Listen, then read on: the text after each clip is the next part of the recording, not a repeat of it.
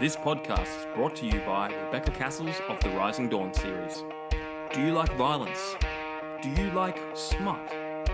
Are you tired of the stereotypical novels of werewolf romance out there and want something a little bit different? Then pick up Sparked Revolution, Book 1 in the Rising Dawn series by Rebecca Kearsells. Available on Amazon, in Kindle and paperback. You too can become a sponsor of Stories, the True and the Fictional by heading on over to buymeacoffee.com/STTATF or follow the link in the show notes. Hello guys and welcome to episode number 2 of 2026 of Stories, the True and the Fictional. I'm one of your hosts, J.A. Bryden, and with me always is the wonderful Ryan. How we going, Ryan? Me, I just got surprised. We have a co-host. I have a co-host. Her name is Mavis. She's my baby. Waving hi. Off you go, Papa. I'm living the dream, man. I'm living the dream for the second time today. Not only is this our second interview for 2026, it's our second interview for today. Surprise behind the scenes. But yeah, I'm living the dream. I don't think there's anything different that I can say that I didn't say 3 hours ago. Yeah, I've just been reading a lot of good books, watching a lot of good movies, and I haven't watched a lot of movies lately, which is very shocking for me because I normally watch dozens of movies once a week, but circumstances have changed, but I am looking forward to seeing a lot of good movies this year, reading a lot of good books, and playing a lot of good games this year. So bring it on. Bring it on. Yeah, so guys, check out our sponsors, Rebecca Kearsells and Martin Kearns, and our honorary sponsors, Janelle Schiecke and Alexander Robb. Check them out. All their links will be down below. But let's not waste any more time other than saying, please check out our merch. Buy Ryan's shirt, because he really, really wants you to live the dream as well. So, now that that's out of the way, let's bring in a rare guest from our shores, though it's still a different time zone because Australia is that big. All the way from Perth, David Cornford, thank you for joining us. Thanks for having me. Pleasure to be here. So for those who may not know, who is David Cornford? Well, very good question. So, epic dark fantasy author, live in Perth, Western Australia. Originally from England and actually born in Canada, so travelled quite a lot around the world. But yeah, Western Australia is home now.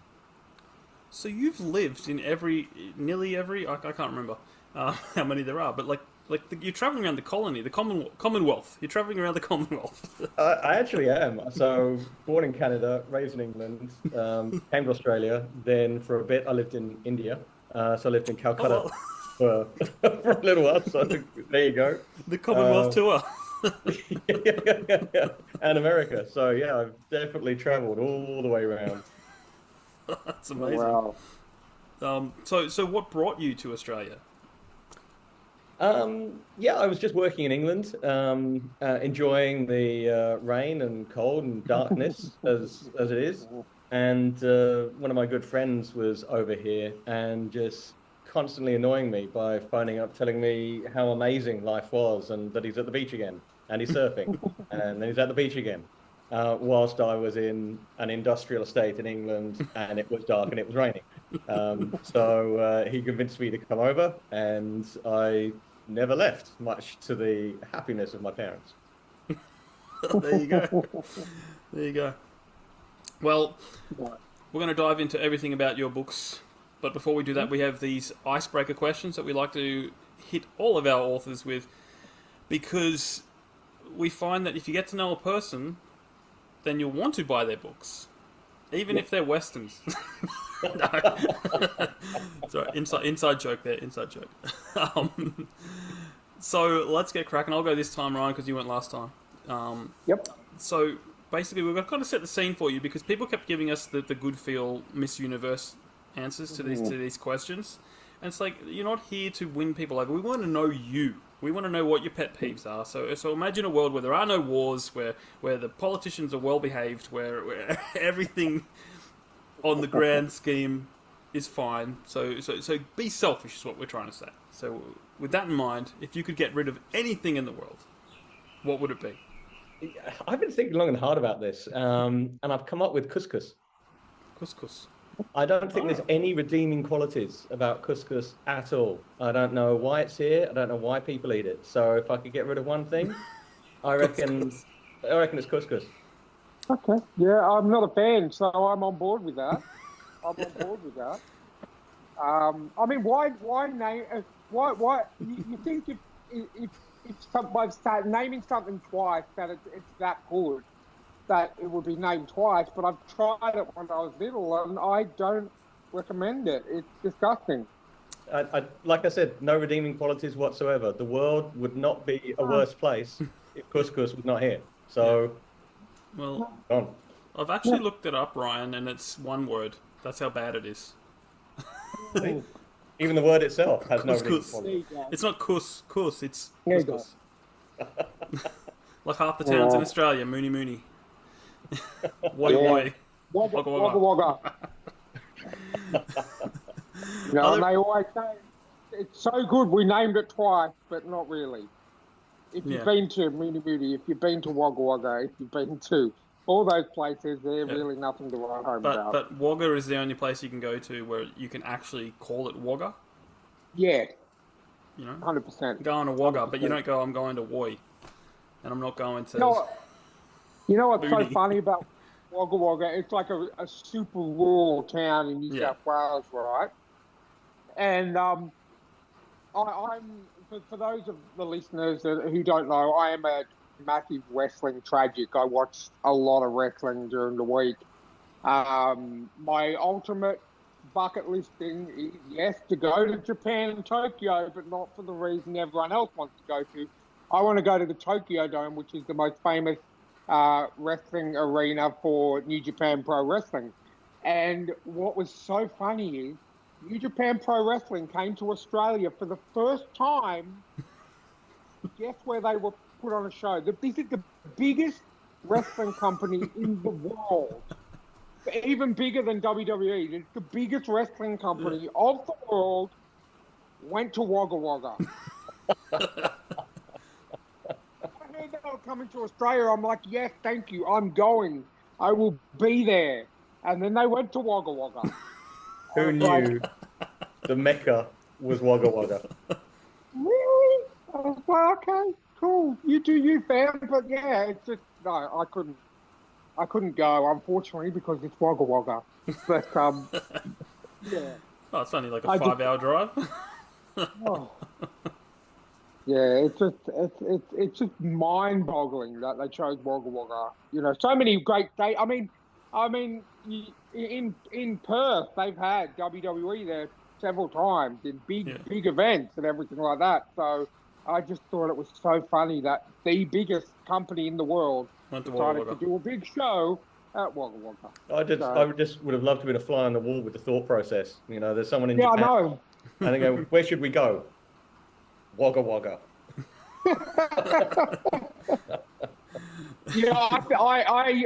I still to this day, I have a premonition that it was just an Aussie over there that was part of the company that was playing a joke on the promoters. And it's just like, let's just tell them, they'll get a big crowd. Let's tell them we'll get them to Wagga Wagga. That's hilarious. I'm just trying to... Happy days. What was it called? The New Japan Pro Wrestling. NJPW. I'm gonna ask Google. I think it was like 2-3 years ago. Yeah. So I just went, why did into Oceania term, it says. So I think it's something to do with New South Wales. So I'll just read what it says. It says New Japan Pro Wrestling plan to go to Wagga Wagga for the Oceania Cup in 2023 as part of their expansion into Oceania. It was supported by the New South Wales government regional events accelerator. So it wasn't them, it was us. Oh, okay. So, but still, like, I could have said no. Like Yeah. they're that big. They could have said, no, we want to go to Sydney, or we want to go to Perth, or we want to go to Brisbane, or whatever. No, Wagga They're Wagga's that where big. it's at. Well, I think it was Oh, probably our politicians will give them a tax break or something, or the if yeah, you that'd if be you right. Bloody Albanese again. no, it was 2020. Yeah, no, 20 Yalbo would have been in 2023. Can't remember. Yeah. Anyway, Yeah. second question, right? Second question. Well, I was segueing into it because it put something on my bucket list. Yes. Which Okay. is over there. What's something that's on your bucket list, David? Look, I've always been a mad Formula One fan. Since not recent, I'm not a Drive to Survive convert. Since I was little kid, mum and dad were Formula One fans and toured when I was living in London, toured around all the circuits in Europe. Oh, So, wow. bucket list is absolutely, I would love to drive a Formula One car. And when I say drive, I am conscious of the fact that it will be like a drive like my grandma is driving a Formula Yeah. It's not proper driving a Formula One car. I think that would just scare the hell out of me.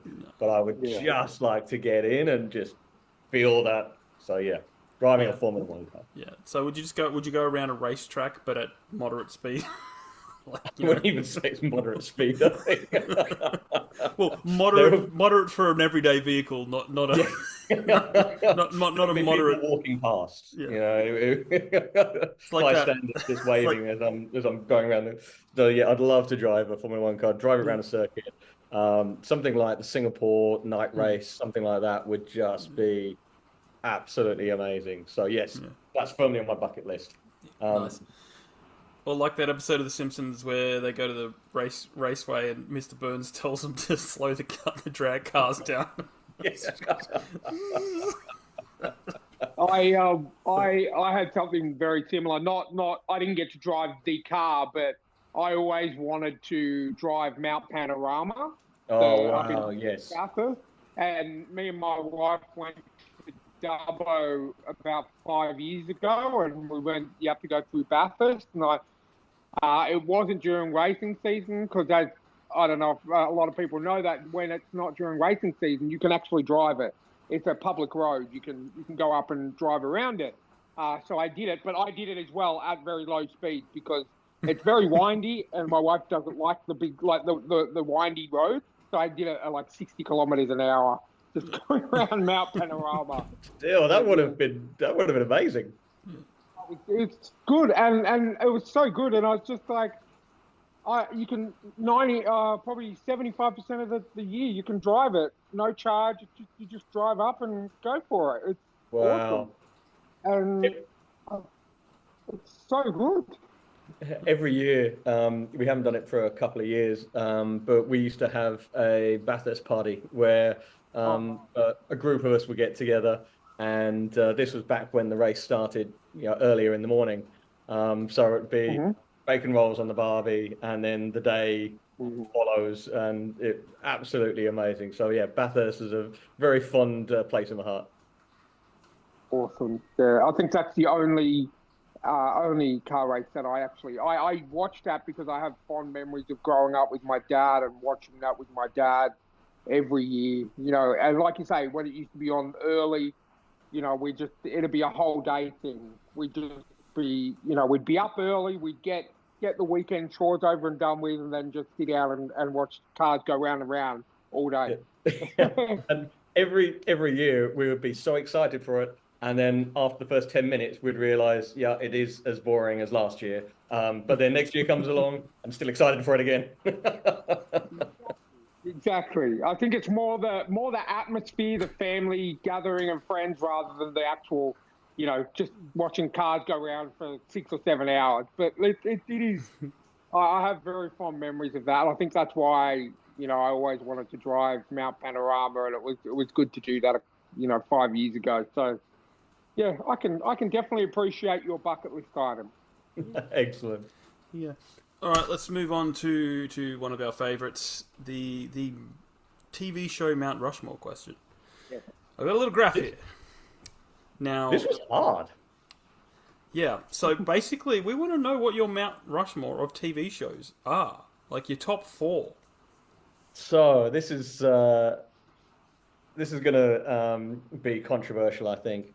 I really wanted the Wheel of Time series to be in here, but it's not. No. And don't get me started on the Wheel of Time series, but I wanted that to be in here. I would say that we are looking at Babylon 5. Huge, huge fan of Babylon 5. So Babylon 5 is in here. I would. Have you ever heard of a show called Fringe? Yes, I have. Yeah. Yeah. So Love it. that series. That's in there as well. Mm. I would say Battlestar Galactica. Now, I'm gonna go classic. So versus OG, original. OG. Yeah. I think OG is where it's at. I did enjoy the new series, but the OG is definitely there. And then the last one, and I made a note of this. Again, it may not be one that you're familiar with, but Firefly. Yeah. Of course. yeah. Come on. Firefly, So, Nathan and I'm Fillion. sorry, it is Western. It's got Western elements in it, so I hope I. You know. No, look, Firefly. I've watched that, and it's such a a bad thing that it didn't get more than one season. But I've watched Firefly so many times, it's not funny. And then obviously the movie Serenity as well. And I've got and read the comic books as well. I don't see I see Firefly as sci-fi, not Western, in my opinion. Because Firefly is just too good. It's just too good. Absolutely. Excellent. There we go. Yeah. Yeah, and Fringe. Fringe is another one of my favorite shows. I watch that usually once every 3 or 4 years. I watch the entire 5 seasons. Such a good show. Such a good show. I love that. I've got to buy it. I've been trying to find it, and I just can't find it anywhere. So I need to search it out. It's just come on Prime for. Has it? Straight, yeah, but I also have it. I have the whole box, the DVDs. Yeah, me too. Yeah. Me too. I bought the DVDs as I didn't even wait for the box set. I bought them. So did I. So I did. I do have those on DVD, but I also actually that's the one show that I bought on Google TV, like through the smart TV. Wow. Because I couldn't find my DVDs for some reason, and like you said, it was hard to find on streaming, and I just found it on Google TV for like $5 a season, so I just bought all 5 seasons. And I'm gonna have to do something similar with Babylon 5 because I bought each season back in the day as soon as they came out, and those DVDs are scratched. So I need to get a digital copy because that's literally followed me all around the world. So it's well traveled, but it's well traveled. Yeah, that was me with Scrubs. I wore that. I didn't wear every disc out, but there were specific discs that just wouldn't play. I'm going, and it's the show that you have to have on DVD because on streaming they didn't have the rights to all the music, so they had to change the music. Yeah, and that show is like one of the most important things of that show. One of the things that make that show so good is the soundtrack. And when they go on streaming, they have to change the songs, and you're scrambling to find a song that you can have the rights to, and it's just like, oh no. Yeah. What are your thoughts, Jamie, on the continuation? Because I will say they're calling it season 10. What are your thoughts on that coming out this year? Like honestly, like season 9 was bad, but now it's just like you just know it's not gonna be the same. Okay. Especially when they ended it at season 8, perfect. The end of season 8 was just perfect. Okay. You know. So you're not even gonna watch it? I may watch it, but I might wait to see how long it gets cancelled because it will get cancelled. That's my prediction. Is it'll be a season maybe, and then it just. I don't know any series that they've brought back due to popular demand that has not just been absolutely awful. It's like when something's done, let it be done. Yeah. Well, it's funny you mention that because I started watching this old show. I think it came out in 2012 or 2010 or something called Leverage, and they're like a group of criminals that kind of come together, and then they fight like Robin Hood. They do stings against rich people, and it's really good. Oh yeah. Then I realized it came when it finished. They did 5 seasons, and then now they did 3 seasons in 2020, and it's pretty good. It holds up to the original, but wow, that must be only 3 seasons. Yeah, it is rare, but that's a recent one that it did well. It came back for 3 seasons, so there's always an exemption to the rule. But it's rare to find shows that come back and that do well. Absolutely. Except for, didn't you say Dexter came back, Ryan? Yes, Dexter Resurrection, the season that happened last year. Yeah, last year, because we're in 2026 now. That was, and me and my wife are massive Dexter fans. Massive. We watched Dexter season 1 to 7 when it came out, and then we've rewatched it so many times it's not funny. And then I was like you, Jamie. I was like, this is because they did another season about 4 or 5 years ago, and that was okay. It was okay, but then they brought this one out, and this is a direct continuation, like 10 years later. And I was like, oh, is that going to happen? And we watched the whole season, and it was amazing. It was like watching the first season of Dexter all over again. It's not a reboot. It's literally a continuation. Yeah. So it's been 10 years since the finale, and it's a continuation. And it was phenomenal. Absolutely phenomenal. Absolutely. Did you watch it? Never seen Dexter? Never seen it. I keep hearing good things, and thing happens, and I never end up watching it. So I need to just put it on the radar. Well, it's on Prime, Paramount Plus. Sorry, you know how out here with Prime, you get Prime and you can get the other channels. Extensions, yeah. It's on Paramount Plus. So all of it, like the original season, then the one they did in the middle, and then the new season. And the new season has been renewed for season 2, which I'm very happy with because they left it on a cliffhanger. So, it is. I can not recommend it more. It's fantastic. Right, it's on. Yeah. Awesome. All right. Well, question number 4. What is your zombie apocalypse plan? I think about this a lot. Just putting it out there. I think you got to go with a boat. I really think boat is the way to go. And you can go high, you can get a high rise, but then at some point a door is going to break and they're going to end up coming in and someone's going to find their way. And no. And I thought about deserted island, but then someone's going to find it or something's going to wash up and then, it's all going to go to hell. So I think it's got to be a boat. And then you can take yourself off and you can, you got food, you got fish. So, and then you can, take yourself to the deserted island, but then when things start going wrong, jump on the boat and head somewhere else. So boat's the way to go. Okay. I like that. They kind of did touch on that in a show called Fear the Walking Dead, which was the Walking Dead spin-off in season 2.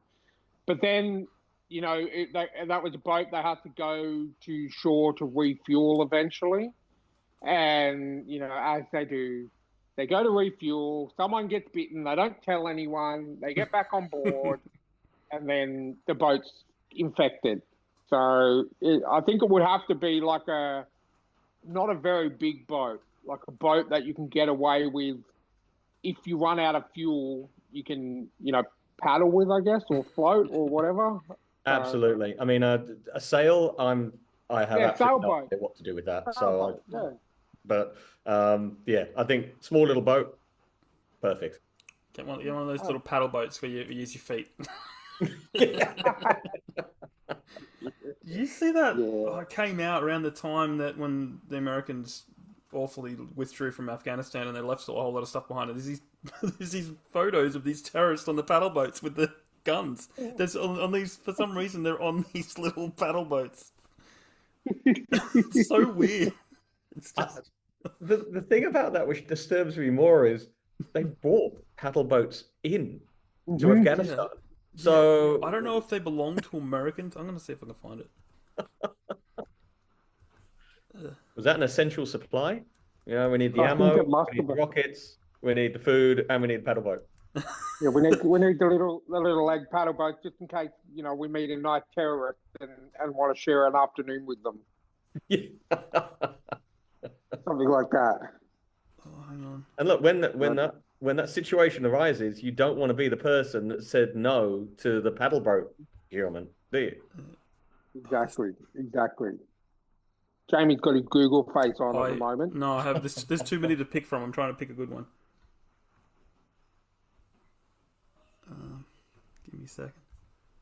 Now you know why we don't do our podcast live. Yeah. Because we have too many times where we Google things, so Jamie can just cut it out. Oh, hang on. Let's give me the crap one. There you go. Okay, I'll use that one. Let's use the magic. The magic of share. There you go. So ridiculous. Wow. There you go. It even had like number 47, so that means there was 46 more of those. Wow. You know, I can just. Did you bring supplies? No, but we've got 47 paddle boats. It's just Rockets, like like when they top secret things in the government and they say oh, we spent $40,000 on a hammer or something, and it's just like no, you really spent. Well, this time they actually got the boats. We spent $40 million on paddle boats. Here's it's paddle boats. Actually, they're paddle boats. Yeah, you get some guy that comes in and they're like they don't realize all the codes and they actually get the paddle boats. Maybe that was it. Maybe it was supposed to be a code. Yeah. Yeah. So that it was actually, did you get the paddle boats? We're getting paddle boats. Well, there was that. Oh, this goes back, Ryan, to when before this podcast was an author podcast. It was actually like trivia and stuff. But there was like someone did that in World War I or II, and that they ordered like Crunchy Rolls, and that Crunchy Rolls was a code, and then they got all. They actually delivered like Crunchy Rolls or something. It's just like yeah, that's when the person that takes things literally does not need to be on the team. It's like it's just like, oh, what a mistake. Okay, let's go to the last icebreaker question that has been changed once again because it was originally Bill and Ted, but not enough people knew who Bill and Ted were. So now we're going to... That horrifies me that not enough people know what that is awful. Yeah. The state of the world, it's in a bad place right now, if that's the case. Yeah, well, or it's the fact that we're all getting older. Well, yeah. So... Initially it was Elon Musk, but then he got really political with Donald Trump, so we decided to take that out just in case he was listening and wanted to bomb us. And then Bill and Ted, and then the amount of guests that we had say, oh, you've seen Bill and Ted's Excellent Adventure. No, what's that? Yeah, you clearly don't like Keanu Reeves as much as you say you do. Okay. So the new and updated question for 2026 is... Dr. Emmett Brown leaves his DeLorean parked in your driveway. Where/when do you go? This is problematic. So I'd started thinking, first thing, I'd like to go in the future to see if the robots do actually take over. But then they're probably going to grab my DeLorean, and then we're in a Terminator situation where they're coming back through time. So that's out. Then I thought, let's go the other way, and let's go way into the past. But then I'm going to turn up like this, and there's going to be some guy with a sword, and he'll be like, hey, dead. So I don't think that's going to work either. So I thought going back to the founding of Australia, and I'm going to go and I'm going to be very selfish now. I'm just going to go and find myself a nice piece of land, and I'm going to build like a little Yellowstone situation where I'm going to have a little homestead, and that's going to be mine and for mine for the generations to come. So yeah, that's what I reckon I'll do. And maybe do some research and find out where some gold is and pick that land. Absolutely. Maybe stake a claim where the Opera House is now, and they can come and find me to write me a check. Mm-hmm. I like that. I like that. We've asked two people that question this year today, and both answers have been financially related. The person we had on before you said that they would go to the future and rob people of their millions of dollars and come back because they're in the future. They can't do anything about it. And I was like, I think that's the first illegal answer we've had, and I like it. That's Now, a real insight. yeah, well, it's simple, but it makes sense. And I thought he might be like, I'll go to the future and get, the sports almanac or that, whatever the equivalent is of that, and come back and then no, he's just going to rob people so he can bring the money back straight away. Rob the people that sell the almanac. Yeah. Yeah. Yeah. No, I like it. I like it. But then what would happen if you go to the future and it's like there's different people on the bills that wouldn't be on the bill? Well, now? yeah, I was literally just thinking that. What if you go to the future and it's like everyone's using Monopoly money to pay things? Or, you go to the future and you go too far and it's gone back to the barter system or something like that. It's not money anymore. Then you're screwed. Yeah, I think the whole going to the future thing is just flawed. It's problematic. Unless you go to next Tuesday or something, Yeah. Yeah. But if you go to the past, no one's really got any money because, back like say 50 years ago, if you had $1 million, you were like a billionaire now. So if you keep going back, like you go back, 200 years, so no one knows, then they're only going to have they're like, here's my entire life savings. It's $100, and then you're like, that's not even worth it. Not even pay for the fuel. Unless you put it in put the $100 in a bank account like 100 years ago, interest. And then you come back and it's, I like that idea. Yep. Or go around grabbing everyone's gold and silver. You go like, oh, they're right. Yeah. All these people that are buying up gold and silver and precious metals. Yeah. All right, cool. Okay, the icebreakers are done. You've passed with flying colours. Oh, so now we get to talk about you even more, and that's writing. Me and Ryan like to put it this way: what is your author origin story? How did it start? Yeah, so I've always been interested in writing. School, I was always writing short stories. Was a Dungeons and Dragons player from a young age, and loved that. And I would do backstories to my characters, which would annoy the hell out of the dungeon master because I'd want to tell the backstories of my characters. And no, my character wouldn't do that because 25 years ago there was a thing, and then that's so. Anyway. But what really kicked me off is I was living in Hastings in England, and I don't know whether you've heard of the author David Gemmell. I know the name. Definitely know the name. Yeah, so he's a fancy author. He was also living in Hastings, and his daughter was going to my school. Oh, wow. And I found this out, and I thought I was a huge fan anyway.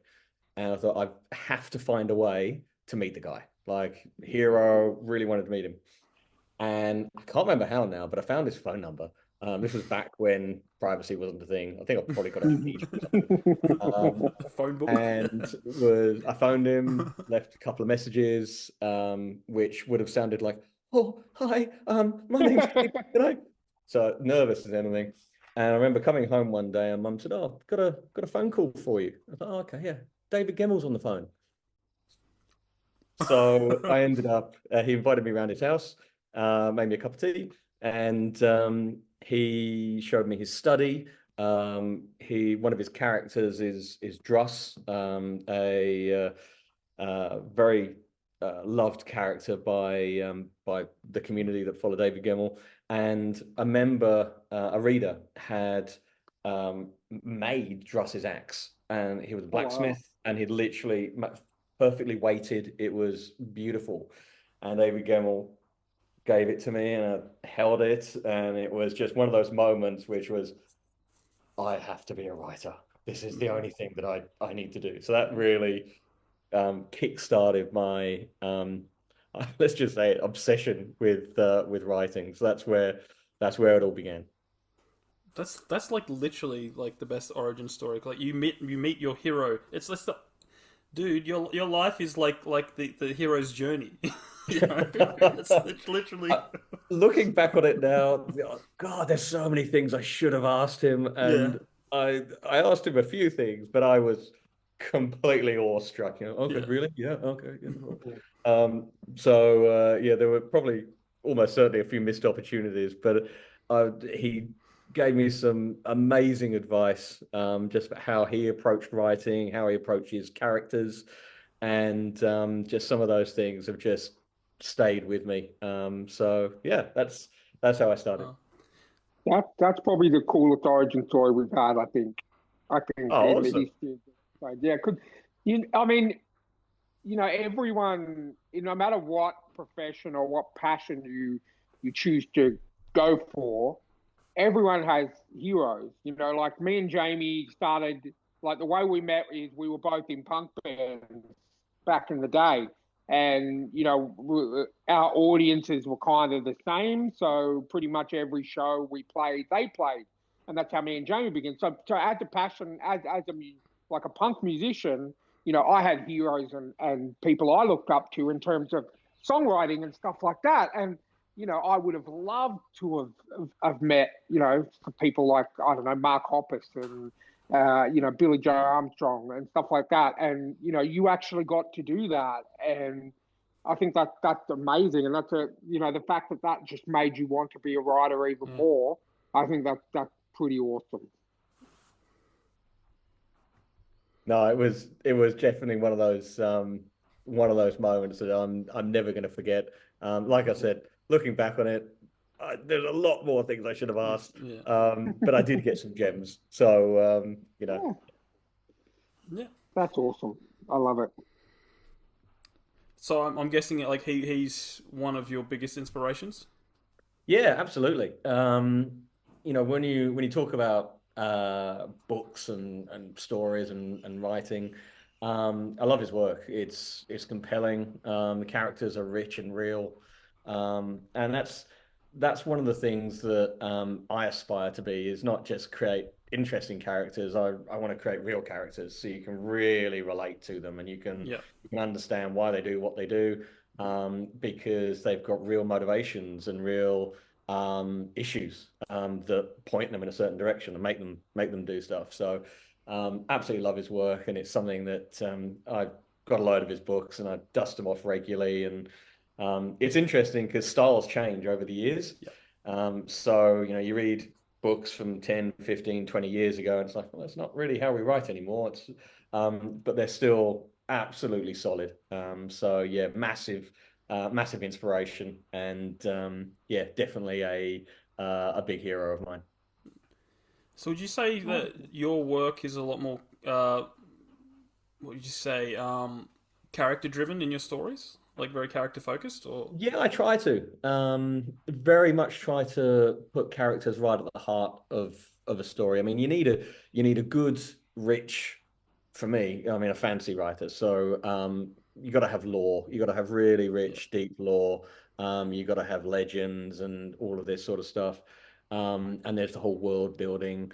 But at the end of the day, it's all about the characters. That's what Yeah. you're reading. You want to see them succeed or you want to see them fail.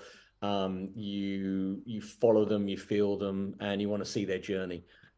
So that's definitely what I aspire to do is put characters right at the beginning, and I'll have an idea for a story, which will be kind of the general theme and what's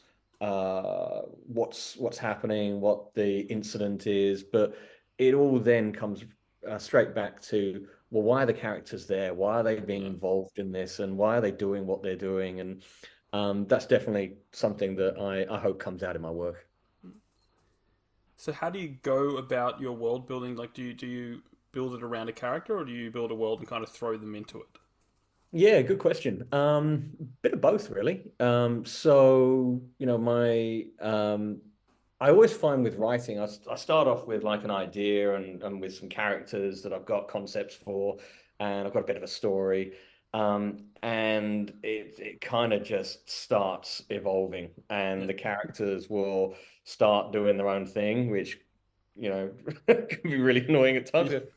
"Ah, they would probably do that. Didn't think of that. That's going to take it completely in a different direction. Okay. So that happens a lot. So the characters do quite often start building the world or Yeah. rebuilding the world. The my first novel, I had a very carefully structured continent with lots Mm. of things in the right place. Excellent. And then during the course of the story, a character kind of did something, and it's like, oh, now I've got to completely rejig everything because they wouldn't actually go east; Yeah. they would go west. So, right, okay, so to answer your question, yeah, I have an idea, but the characters have a huge impact on the world, on the magic system, on the legends and history. So yeah, very much comes from the characters. Yeah. No, that happened to me with I released a book last year called Ancora, and it was only going to be one book. It was going to be depressing like the road. Um, and then the more that I wrote, I got right to the end where this character was going to do what I wanted them to do, and then it was just like, nah. I'm like, oh, now this one book has turned into probably at least six or five. No, five. I think I said five. So a And trilogy. I'm very happy about Yeah. I'm Because Ryan's like, what about this character? What are they? I'm going, no, don't. I'm in the same boat. So I started writing my first book, Chosen. I wrote that as very much it's a thing. It's just one story. That's it. And then I started building out all the history and the lore and the characters. And I remember sitting down and going, huh, this isn't actually the start of the story. It's kind of like a bit halfway through the story. Okay, Yeah. so there's going to be another one. And then as I started writing that one, actually, these things happened as well. So I've got a couple more over here too. So now I've released two novellas. Um, I'm over 100,000 words into the prequel to the book that I released this time last year. And there's going to be another one. Much to my wife's absolute joy. Yeah, this writing thing just keeps on Yeah. going. It does. I recorded a book launch episode last year, and two people that came on. One, Ryan, said, I want a sequel to the prequel. And the other guy goes, I want a prequel to the prequel. I'm just like, like the prequel he wrote is set 200 years before 240. 240 years before the main book, and where like there's something that happens at the end of the main book, and I'm like, okay, cool, he's writing the prequel, I'm going to find out all about this. And then I get to the end of the prequel, and you don't, because it's not that we're not there yet. And I said, well, now you've got to write a sequel to the prequel so that I can find out what happens in this particular area. But yeah, it's just insane. Yeah, well, the first book that I released was set 1,000 years after this like apocalyptic event, and of course, in order for that to happen, I got to work out what this apocalyptic event was and what happened. So then I was like, oh, okay, that's probably a book. And then it's got characters who are changed, and so I had to work out, okay, well, why have they changed? What were they before?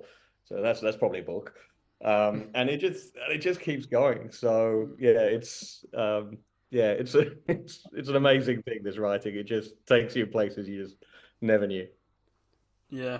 Yeah, I've just finished my first fantasy. It's a short fantasy. It's like 55,000 words. And it's Nice. currently with beta readers, and I'm dreading for Ryan to finish reading it and going, "What's this character? What about that character?" And they want me to do more. I'm just like, And especially this book, because this book is based on our D&D campaign that we play, and because Oh, awesome. we get together once a month and play Dungeons and Dragons, and I know this world already, and the races and the different things, and the the big bads and stuff like that. I already know them, So, I mean, that's going to be even worse because now that I've read more of the world, I'm going to be like, well, you know, I want more on this and this and this and this and this. So, Yeah, yeah. it's gonna suck. It's gonna Sounds great. I'm suck gonna for have to me. get it. Awesome. Well, let's take a look at some of your covers because we like to. At least Ryan likes this. And And while Jamie's bringing it up, I just let you know I was on my phone earlier. You would have seen. So I have bought all three of your books already. So I bought the two novellas and the first book. So sounds really. I'm in a fantasy kick at the moment. Normally I read just horror, but because of Jamie's book, I'm on a fantasy kick at the moment. So yeah, I have all three Awesome. of those now. Well, that's fantastic to hear. Thank you. Thanks a lot. And there's definite horror elements to these, so hopefully you'll enjoy them. Definitely, I'm looking forward to it. and I don't know if this is an accident or not, but Ryan, you'll notice this. Blood and Wild Places reminds me of Sweet Tooth. It does. It really does.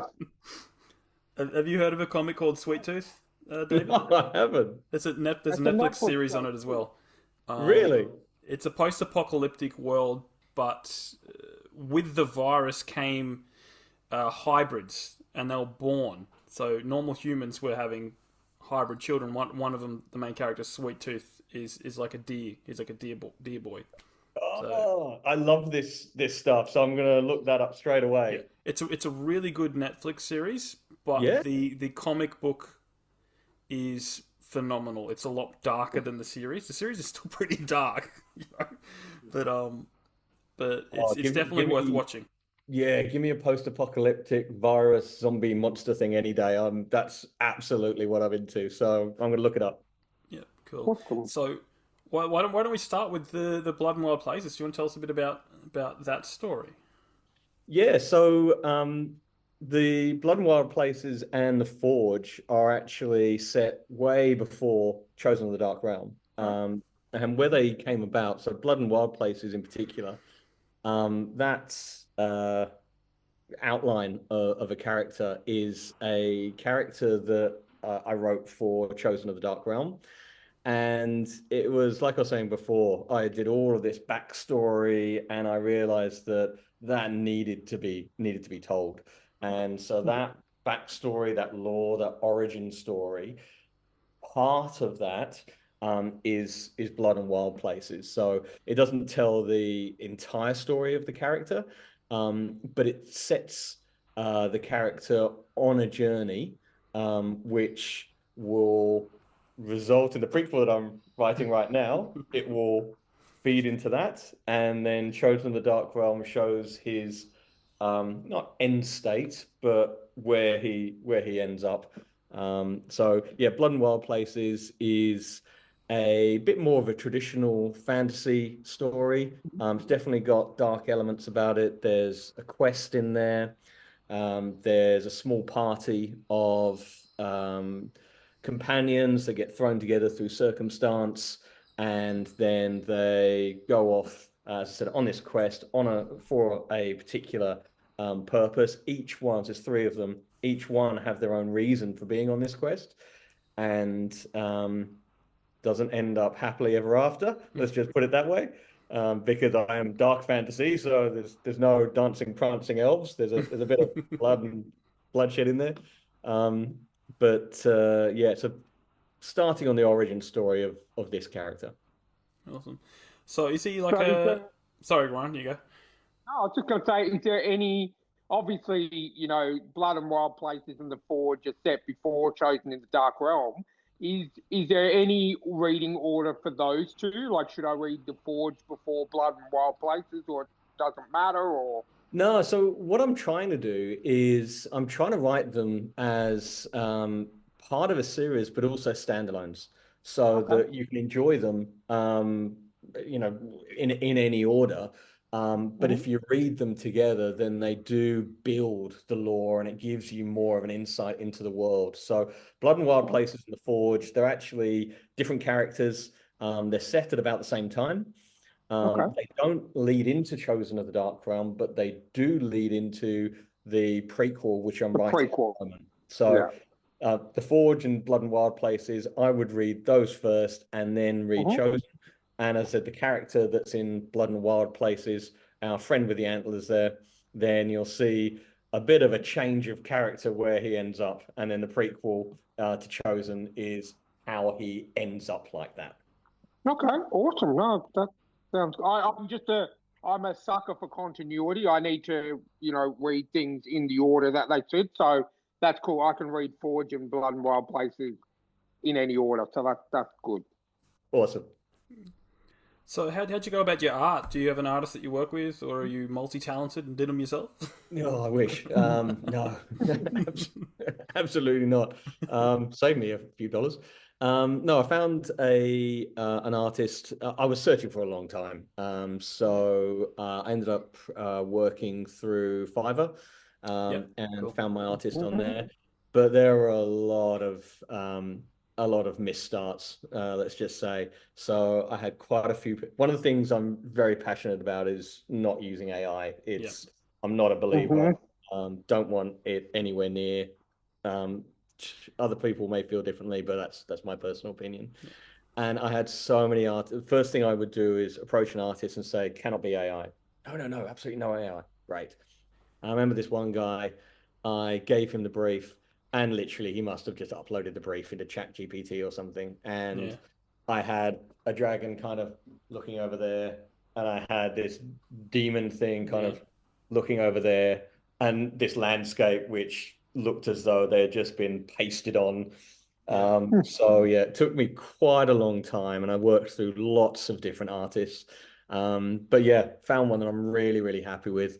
So that is unique work. He painted it, and Oh, nice. that's created from a scene in the book. So yeah, really, really happy with how that came out. Yeah. No, Fiverr is definitely hit and miss. It was good back because I did my first book. I got a whole lot of art done before AI was even a crazy thing, you know. So it was all authentic, and then I kind of just used all them to make my own cover. Um, but yeah, it can be hit and miss. Absolutely, yeah. It's a minefield out there. Yeah, Artists and editors, it's yeah, very hard to find a good one. And when you find one, you just gotta keep hold of them. yeah, yeah. So I've got an artist that I use. If like I've done a few of my covers myself, but I have an artist that I use. I found them because I was with a hybrid publisher for about a year or two until they went bankrupt. Um, and then I was like, well, I still have all my files and all the stuff, so I just redo everything myself. But then I tracked down one of the artists that they used to use, which was really cheap, Oh wow. but really good quality. So I'm just going to like using them now. I'm going to use them as much as I can. Um, Yeah, fantastic. Well done. but yeah, it's hard now. Even when I put out a post the other day saying, and if anyone wants to read the beta read for me, let me know. And then it was just scammer. You're like, I'm going, could you go away?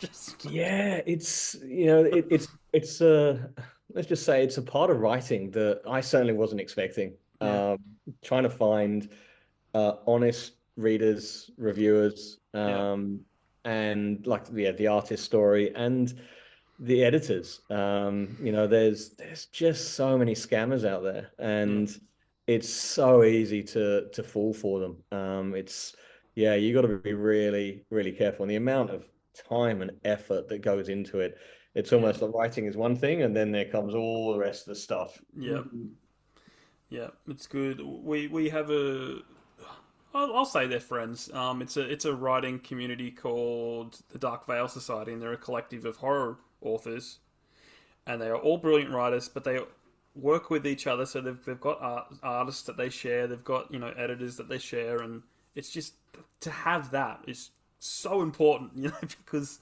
they're going to steer you away from all the dodgy people, and Absolutely, that sounds amazing. I'm gonna have to hit you up to join that, I reckon. yeah, yeah. So there's Dark Veil Society. There's another one called Ranked Press as well, and I think they're more fantasy based.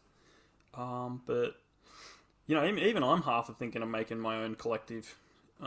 It'd just be good to have a team, but it's hard when you're all authors and you want to read each other's works, and I'm a slow reader.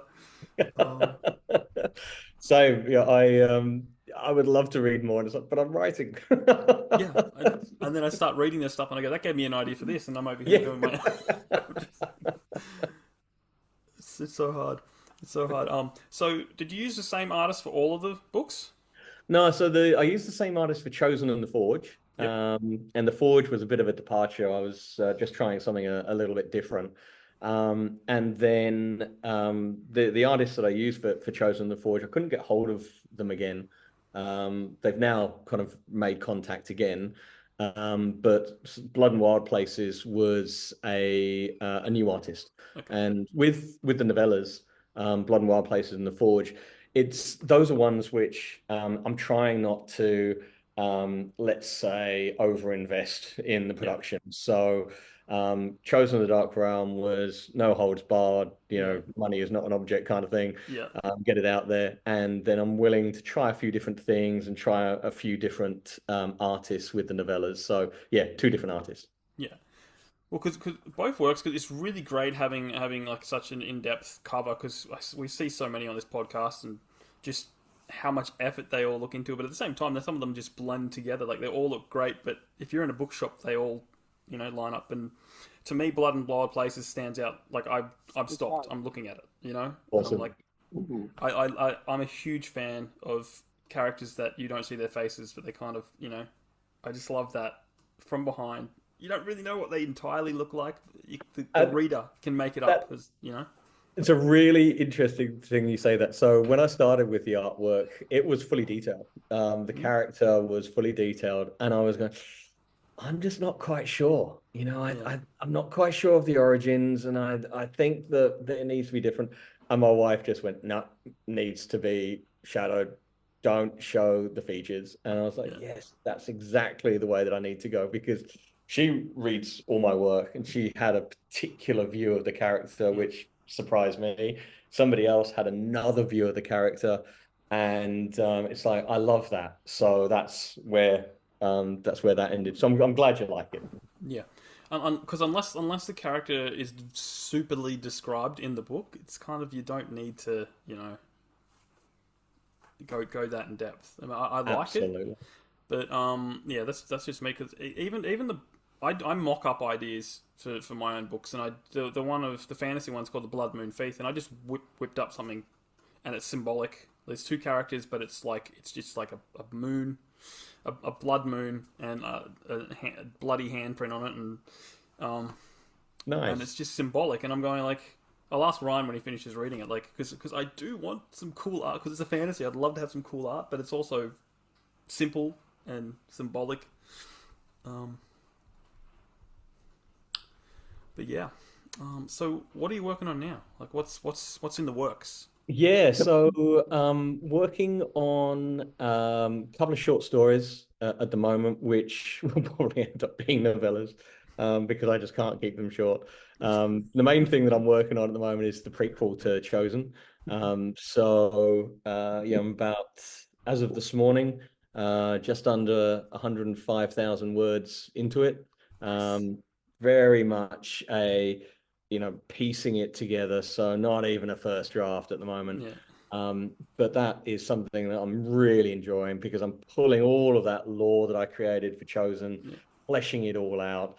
And as I'm doing that, it's just sparking so many other ideas as Yeah. well. So yeah, the prequel to Chosen is the one that I'm working on at the moment.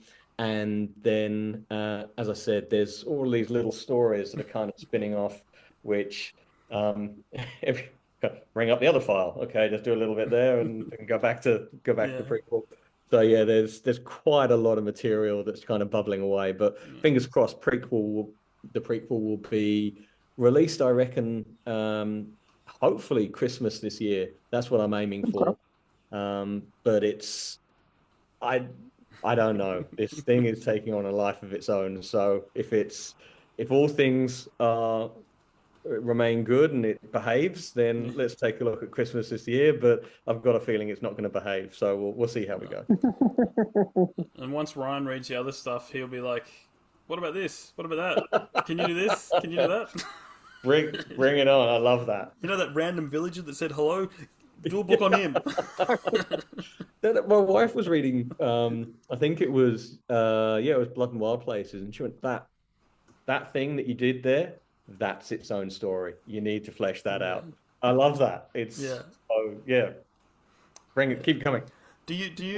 How in depth are you with your side characters, or just characters that kind of run independent of other Yeah, characters? Do you do a full backstory for them, or yeah. yeah, yeah, I do, and then I kind of do all of this work, and I kind of take a bit of sit back and go, okay, how much of this actually does need to be in the story? But I kind of need to do that because it's yeah?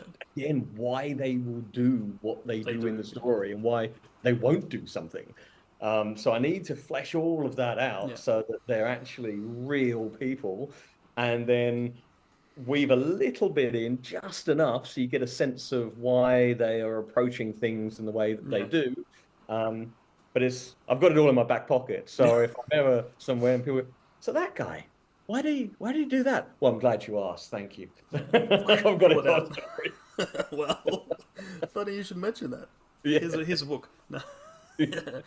Yeah, I usually do in-depth stuff, but like with the fantasy one, I've just kind of half a lot of the side characters, while important, I'm just like loosey goosey.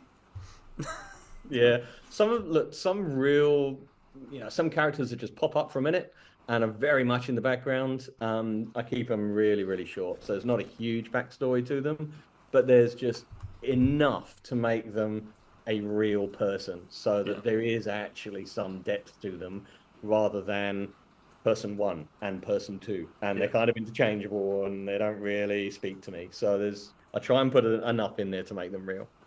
yeah. Do you give them full names or just first names? Most of them full names, but a couple do just have first names. Yeah, that's it. Um, Ryan's internet probably played out, but we do have a game that we'll play if he pops back in.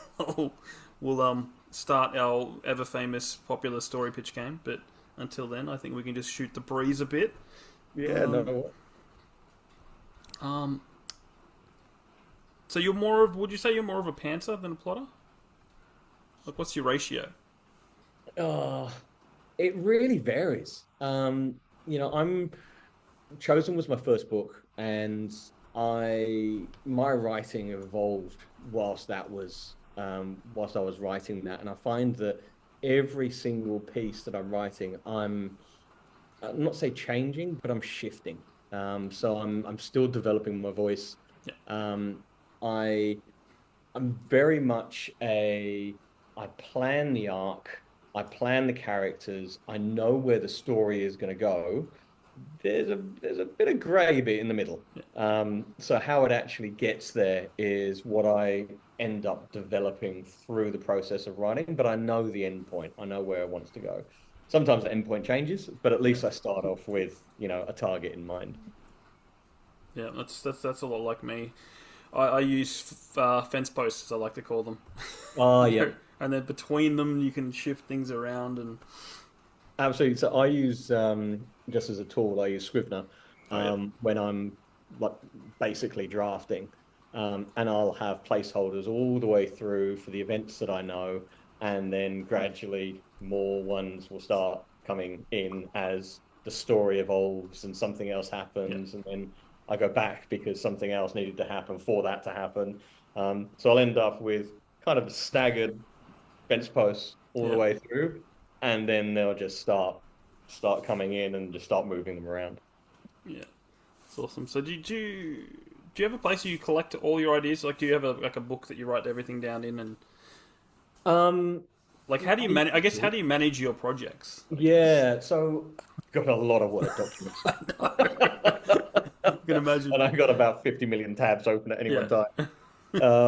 So yeah, pretty much it's Word. I've gone through lots of different programs and lots of different ways to keep them. Word I've found is just the easiest because I can pick it up anywhere, and fingers crossed it's pretty safe. I'm not going to lose it. The other thing is notes. I have Yeah. a ton of notes and chosen, I would say probably at 50% of it was written on my phone. Wow. Then ended up being put into um, the desktop and I ended up polishing it off and changing it. But initially, it was all in notes. So I've got loads of ideas and chapters and excerpts on the phone. Yeah. We had a friend. What's his name? I'm going to Don Campbell, but it's not Don Campbell. Blake Myers. He wrote a lot of his book on his phone. Like, you're just like, what? Yeah. Well, when I was so before coming over to Western Australia, I was in Victoria, and then prior to that, I was in the States, and I was traveling a fair bit, sort of getting into work, full-time, real job, and I would end up just dragging my phone. An idea would Yeah. come, and then that's where it would end up, and then the next day, bring it back up. And I find I do that now. You know, I'll take a break from my Yeah. real life job, and there'll be something buzzing away in there. It's like, I just got to get this down. Yeah. And then during the week, it just starts growing, and then there's a whole chapter there, which ends up being coming from the phone into the book. Yeah, that's awesome. Well, now that Ryan has returned, we're going to play the wonderful, popular game of story pitch. I'll bring up the graph so you know what's going on. I'm slightly scared. Well, everyone who says that ends up doing really well at this game. So basically, there's a setting, a genre, a main character's profession, a crazy edition. You're going to give us a number between 1 and 12 for each of these, and then we're going to give you what it correlates to on a graph that we have, and then you've got to pitch us a story with these elements, essentially. Fantastic. It's we started doing it late last year, and it's just been pretty popular, and we've got a lot of crazy stuff out of it. So why don't you give us some numbers between 1 and 12 for each category, and we'll... Okay, this is great. Okay, setting. Let's go 12. 12, okay. Genre? Genre. Let's go 4. Yeah. Main character? Main character. Let's go 7. 7. And crazy addition? 1. 1. Okay. So, for your setting, you are on a submarine. And your genre is thriller / mystery. So it can be a thriller or a mystery or both or whatever you want to do with that. Your main character is a rock star. And your optional addition, which is something that has to appear in the story, is an urban legend figure. So you can make up an urban legend or you can choose one. Wow. Okay. Yeah. So it's a submarine. Yep. It's got to be a thriller. Your main character is a rock star. And it has to have an urban legend figure. Okay.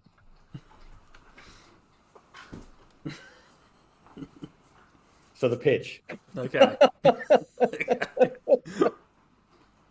Okay, so the story is about Crazy Mike. So Crazy Mike is a rock star, but what people do not know is his day job is actually a submarine captain.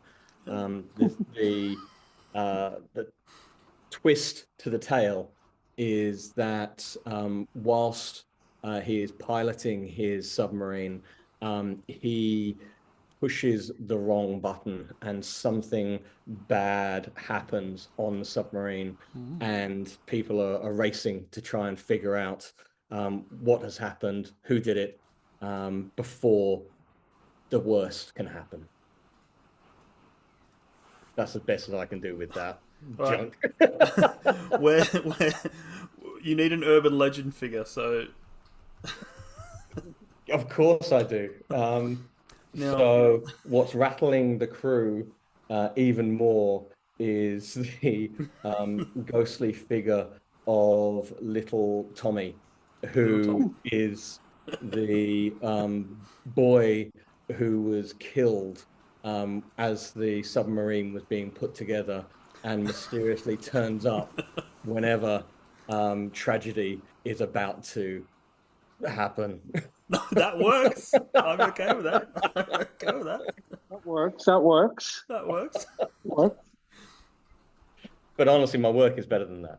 Oh, no. Well, look, it gets the juices. It gets the juices flowing. You know, you next. You got an idea for another book there. Absolutely. No, I'm going to start writing it straight away. Yeah, but it's not over because there's round 2.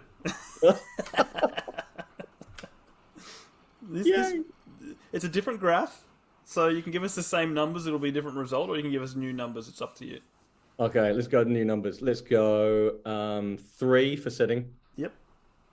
Let's go 9 for genre. Yep. 2 for main character's profession. And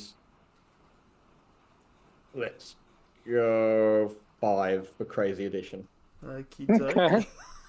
Oh, I heard a laugh from Ryan. That's going to be something. I just read it. That's going to be funny. Okay. We've had this one a few times, but your setting is an old lady's high tea party. And your genre is children's horror. So like Goosebumps, I guess. Your main character is a bounty hunter. And your option, your crazy edition, which is something that has to appear in the story, is a gospel choir. All right. So you got kids horror, so kind of like Goosebumps. I surrender. At a high tea party, your main character's bounty hunter, and it's got to have a gospel choir. Okay.